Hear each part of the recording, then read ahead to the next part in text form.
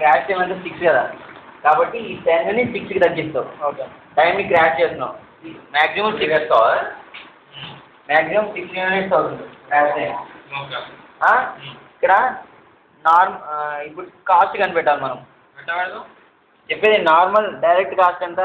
ఇప్పుడు చూడు ఇక్కడ 3700 ఉందా, ప్లస్ ఏంటి 3700 ప్లస్ 4 ఇంటూ ఇక్కడ 1 to 2 ఎంత వచ్చింది కాస్ట్లో?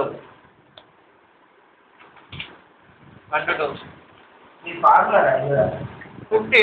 50 మనం కనిపెట్టేటప్పుడు ఒకవేళ ఇండైరెక్ట్ కాస్ట్ ఉంటే ఇండైరెక్ట్ కాస్ట్ కూడా యాడ్ చేయాలి, లేకపోతే ఈ number of units most positive units to be crash ఉంటుంది.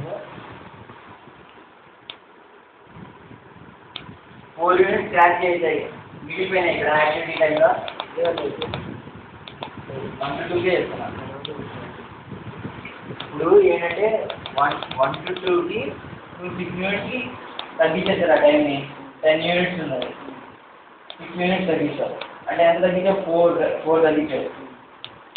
మనం direct cost due to crashing ఏంటంటే